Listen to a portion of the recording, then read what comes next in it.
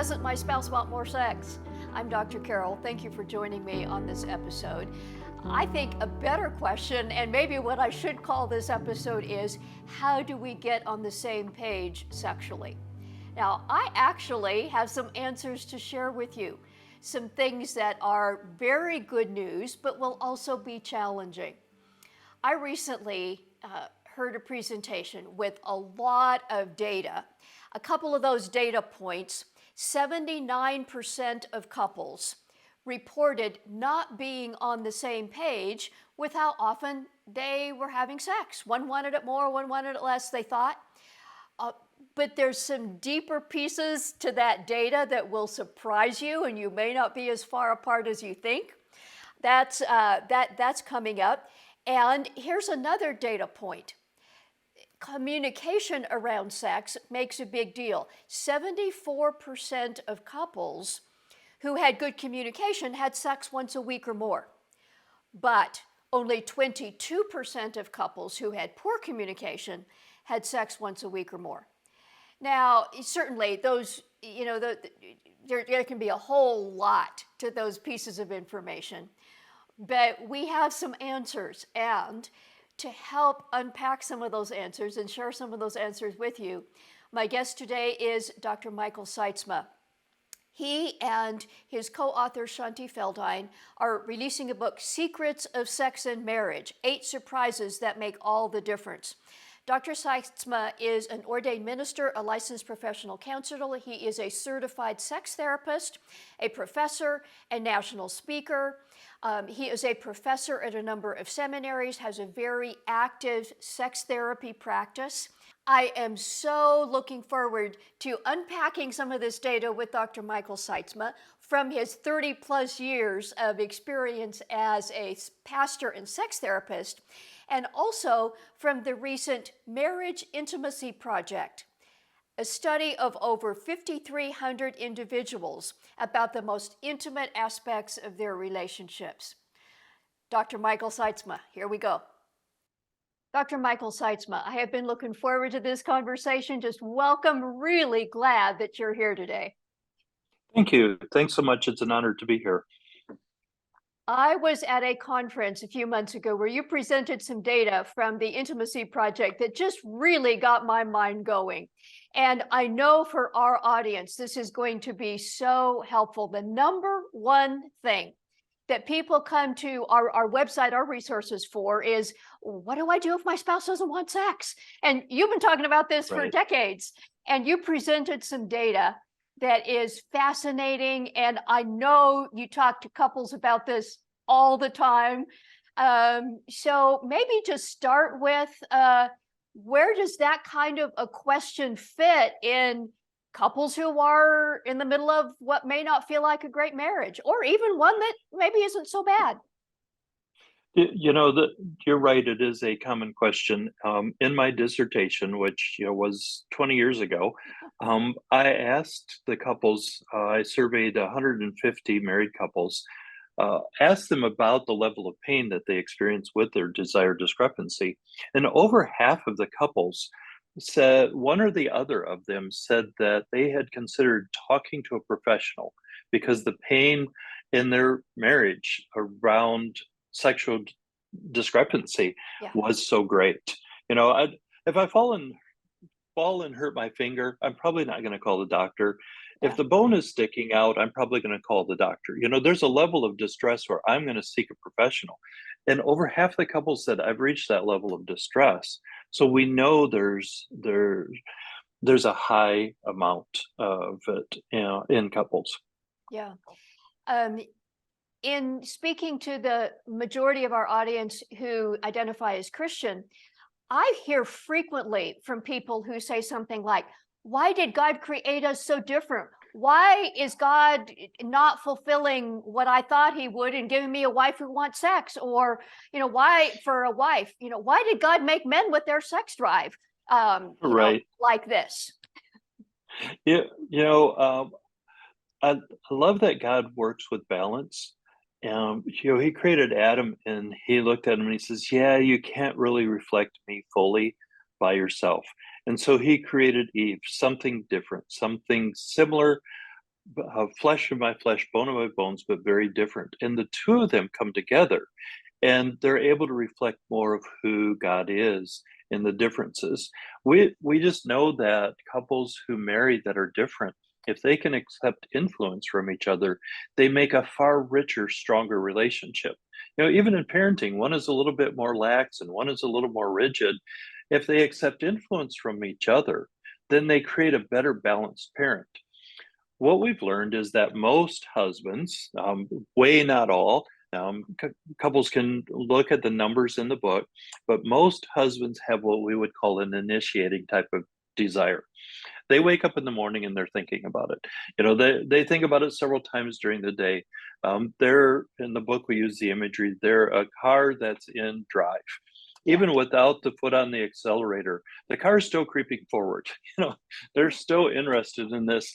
And they just intuitively expect that their wife is going to be the same way, because that's how sexual desire works, right?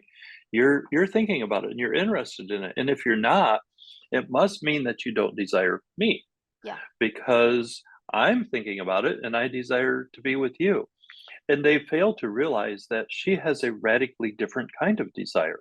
She has a receptive desire. Her Mm. car's in neutral, as it were. She hasn't thought about it in 3 days. And he has to do something that draws her, that helps her to drop into drive and wants to move forward. And that may be 5 to 10 minutes into the sexual act before she starts to experience desire. And pointing out that that is a very normal, healthy type of desire, but it's really different from his. And Yeah. most couples don't understand that we're wired differently. Why did God do that? I think the influence of both allows us to reflect something pretty healthy about Him. Yeah. You mentioned a dynamic that I hear about a lot, and that is the husband who feels like, if my wife isn't expressing a desire for sex, if she doesn't initiate sex, then she doesn't want me. What do Right. you tell husbands who are feeling that way? Well, first, it is most common in husbands, but what our research showed is about 1 in 4 couples, the wife is feeling that. And so I don't ever want to leave out, that's a lot of wives that come into my office and say, he just doesn't like my body anymore. And he looks over and he says, yeah, I actually do. That's not it. That they have a mismatch in desire.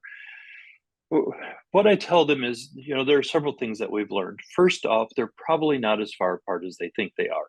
And Hmm. that's one of the things we point out in the book. And I've seen consistently in my research over the last 20 years. And the way that plays out in my office is I look at a couple that are in my office arguing over it.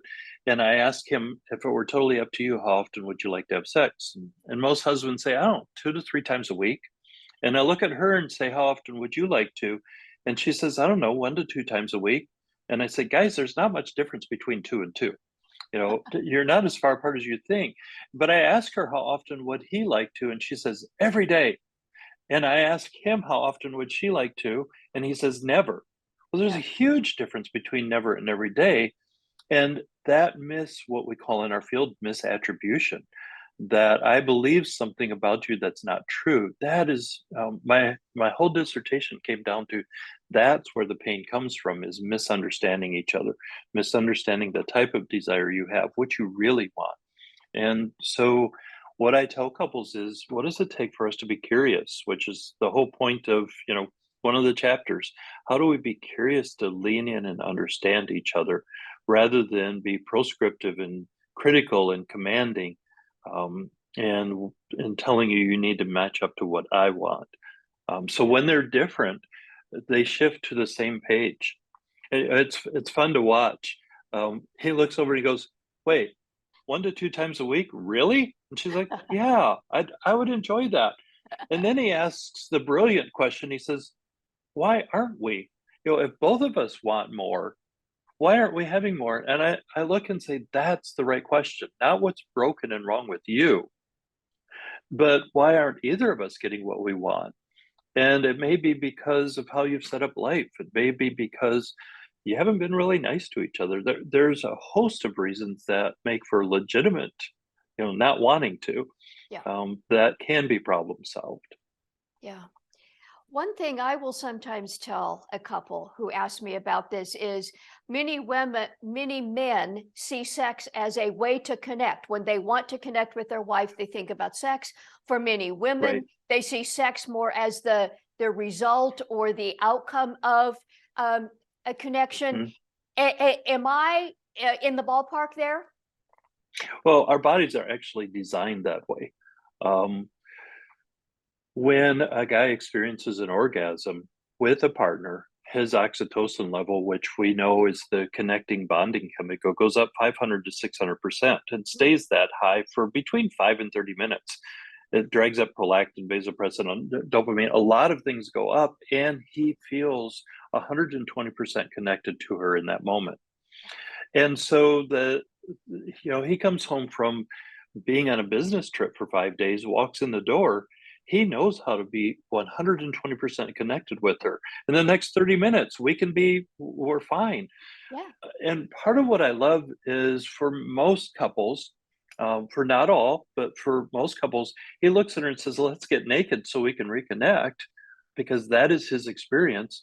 And she looks at him and says, "Yeah, after you take me out to dinner, you tell me about what it's been like to be away, you find out what it's been like to raise your kids while you've been gone. Uh, I need you to love on me and connect with me," because her body requires a high level of oxytocin to be able to say yes. That's just how she's made. And when they can understand, we're wired differently. And I work with couples again where that's the reverse. Um, but often the difference in wiring, I think, is rich and good. In chapter 10, I talk about the theology of it, God's design. And one of those things is I believe that sex is designed to be God reflective. And in that, it's what I call incarnational, or what theology calls incarnational, where Christ is both body and, he's fully human and he's fully God. And I think sex at its best is incarnational, where it's focused fully on the body and fully on the heart. And in those moments, I see it reflected profoundly as he comes in and he says, "Let's connect body." And she says, "As soon as you've touched my heart." Yes. And they accept influence from each other, and the richness of it, they can reflect a richness in sexuality that is more God reflective. If he says no, it's just about body, something gets wounded and broken and doesn't work. If she says it's just about the spirit of the act, just about the heart, I don't want to attend to the body, something is broken and wounded, and it's no longer rich. And the couple's going to start to drift apart and get angry and hurt and wounded, and it doesn't work really well. Where I think that difference, when we can appreciate it, wow, you're wired different. If I accept influence from your wiring, then I am going to engage more often. I am going to be more tender when we engage, and I'm going to create a setting that is richer, because that's what it's required for you to go from neutral into drive. Yeah. And I'm thinking, since I'm a woman, I picture myself on that side, and I experience this with my husband.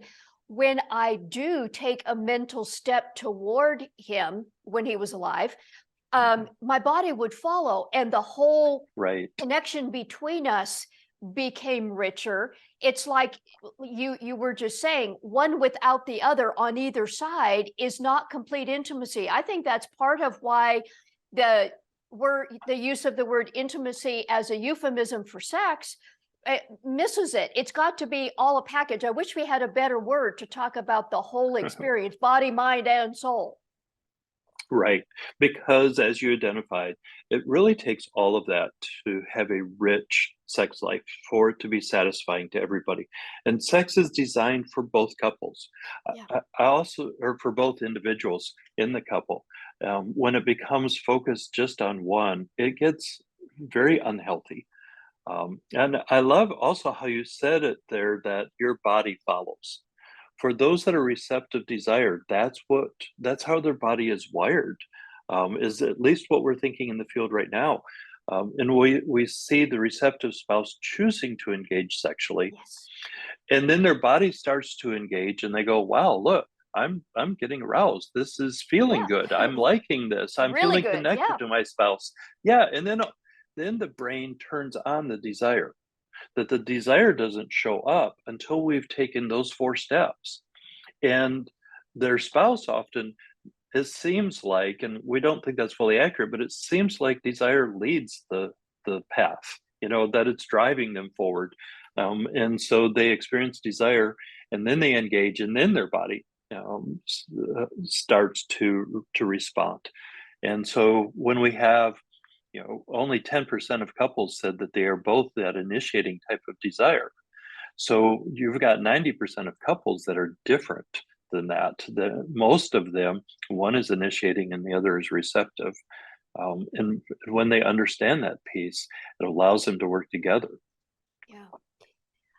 I can imagine that this mutuality that you're describing, um, it can get skewed on either side. And you kind of alluded to this, Correct. but for a man who says, give me sex when I want it because I need it, he is truly missing the whole experience. And for a woman who complains and nags her husband if he's not responding, or more statistically common, well, no, I'm not giving you my body. Nobody is getting what they want. How do you help Correct. couples get to more of this mutual experience that truly benefits them both? Well, I think it starts with having a good vision in mind. Mhm. What do we want our sex life to look like? And how do we accept each other's influence to create a rich vision? Yeah. If he's the higher desire person and he says, well, I want to have sex 3, 4 times a week.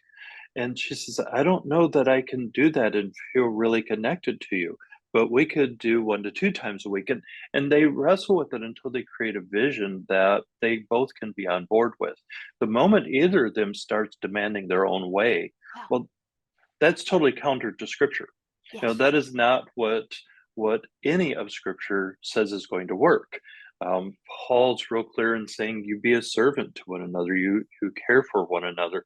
So, how do I accept your influence and we work to craft a vision that is enriching for both of us? Then we have to set aside.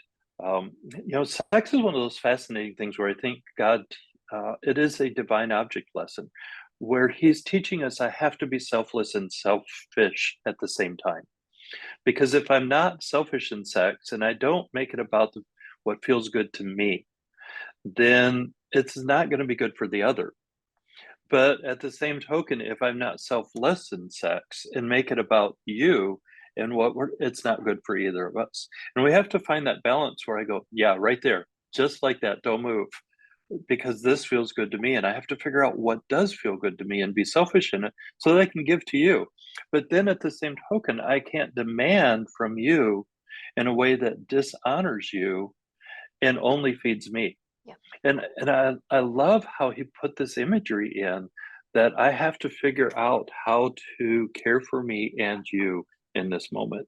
And when we both do that, we reflect something of God that we don't in any other time. We create a richness in intimacy that is profound and is worth striving toward. It occurs to me that the wedding night for the classic Christian model, the first Mhm. time a couple has sex together, you're not going to know all of that. You're not going to know how to do this dance. And maybe just a moment, if we can just disabuse the idea that if you quote do it right, the wedding night's going to be bliss and happily ever after. This takes work. It's a journey. One of my mentors didn't believe that couples could have a truly great sex life until they had been married for 30 years or more. That he says an individual has to be over 50 in order to have a great sex life because it takes that long before they know themselves and they accept themselves, before they can walk in and go, yeah, I don't look 20 anymore, but man, I know my body and I know how it works and I know your body and let's have fun. And I used to always think that's fascinating. Yeah. I have yet to meet a married couple that says their honeymoon night was all of what they envisioned it to be sexually. You Good. know, I think we are taught that if we do the right things, that it's just going to be magically correct, and life doesn't work that way. It's discipline, it's discipleship, it's a learning, it's discovery. It takes a lot of work, and it's really there's a lot of bumps and difficulty along the way. But if we keep the vision in mind and keep striving toward it, it can be truly rich and profound. Yeah. We've only barely alluded to some of the challenges, and we don't have time to go into depth, but I just want to give you a couple minutes to address the baggage that I believe every human being brings to marriage. Nobody comes to sex and marriage without stuff, whether that's previous sexual Hmm. relationships, whether that's sexual harm, whether that's other messages from culture, from religion, or whatever. Maybe Correct. just talk about the paradigm of what has to happen in this 30-year journey to good sex with the baggage that everybody comes with. I think part of what we do as humans, so this isn't just because somebody's a bad person, but I step in with expectations that I maybe don't even realize that I have. Mm. I step in with the belief that you're going to want to connect with me sexually. And then when you don't, we as humans don't tend to handle that well. When I don't get what I think I deserve, or when I don't get what I think I need, or I don't get what I want, we tend to shift into a critical, demanding, proscriptive kind of a mentality of I'm going to make you do what I want. And we have a host of unhealthy ways we go about that. And in some levels, that's just developmental, it's immaturity. Um, I've looked at many young wives and apologized for her husband. I'm sorry, he's a young man, he loves you dearly, and he's going to unintentionally wound you. And I look at the husbands and say the same thing.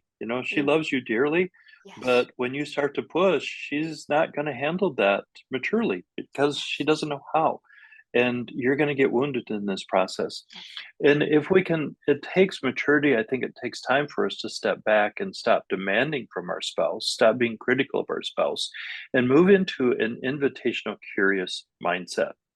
I point out that Christ was invitational.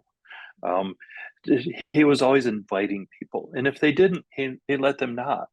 The only people he was really critical of were those that were using his law to wound others, Yes. and he was very critical of them. So let's not use God's law to wound others.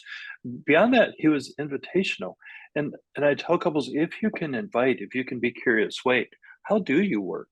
Mhm. What would you like, and how do you?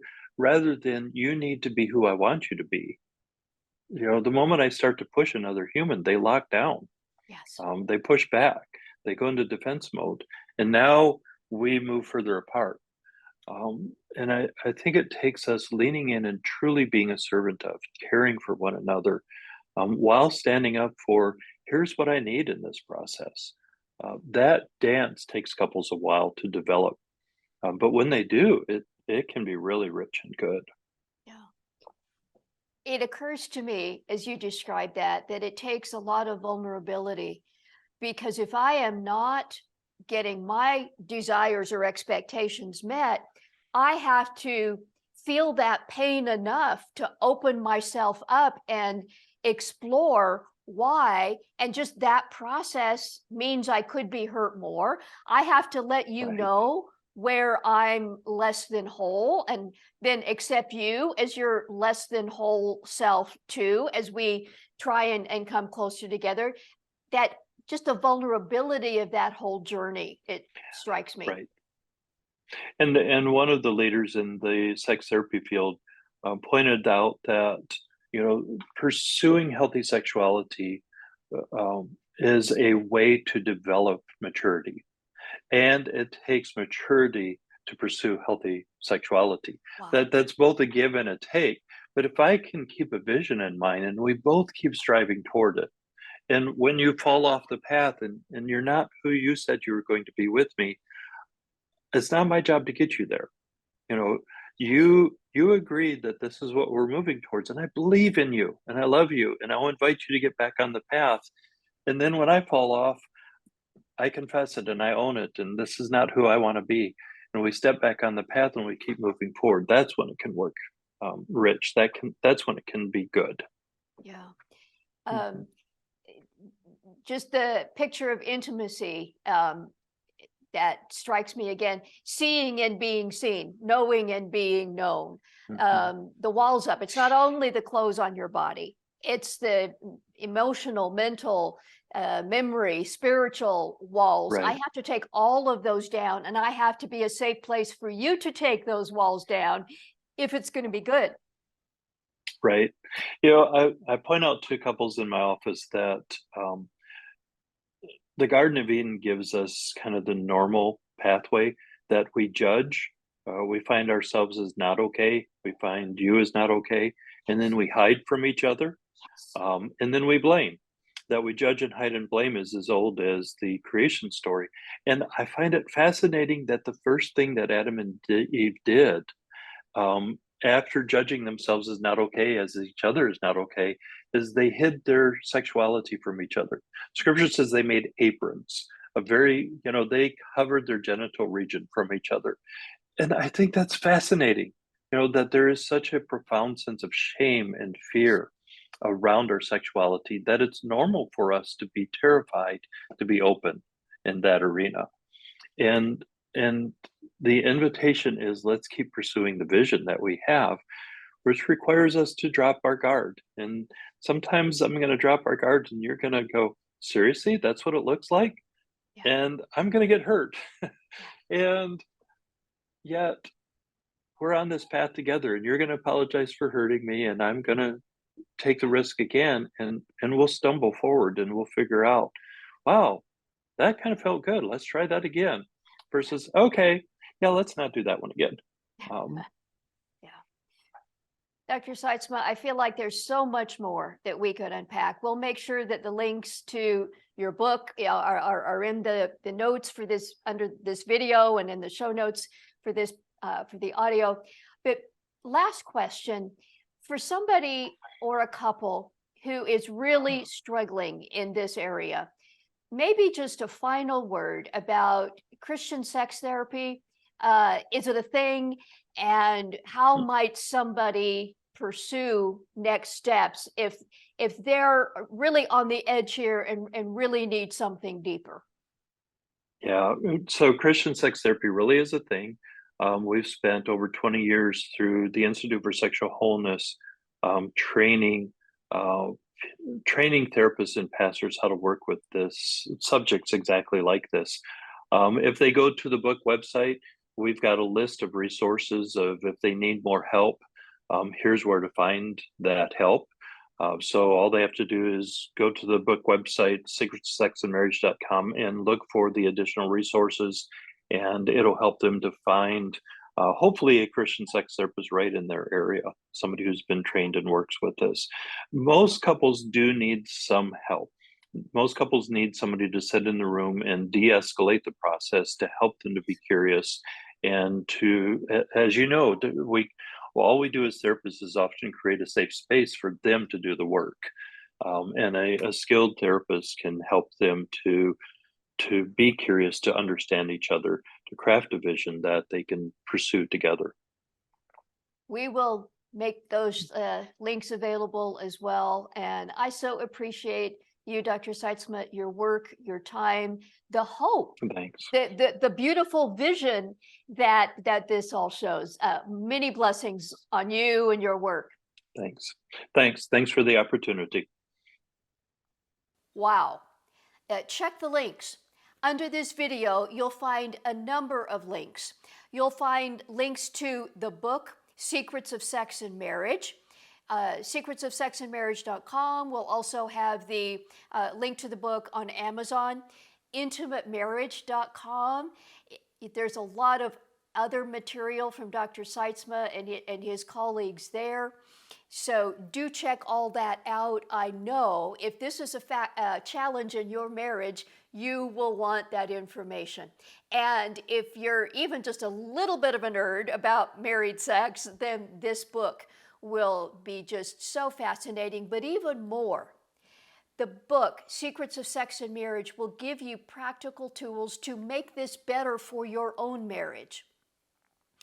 In the links under this video, we'll also include links to a couple articles on our website, Dr. Carol Ministries' website, 9 possible reasons your spouse doesn't want to sleep with you, and having the sex talk with your spouse. Remember I told you in the intro that 73% of couples who could talk well, who had rather good communication, had 73% of them had sex once a week or more, and it was just the opposite for couples who didn't have good communication. So talking helps, and talking about sex specifically. So this free tool, this link, having the sex talk with your spouse, check that out as well. I am really eager to hear what you thought about this conversation. Leave a comment under this video and subscribe to our channel so you can get our new material that we put up usually once a week. And if you have a confidential message, I would love to hear from you at drcarolministries.com. The contact page there is a way to get in touch with me confidentially, and I would be honored to hear from you. Thanks again for being with me today. And until next time, may God bless you.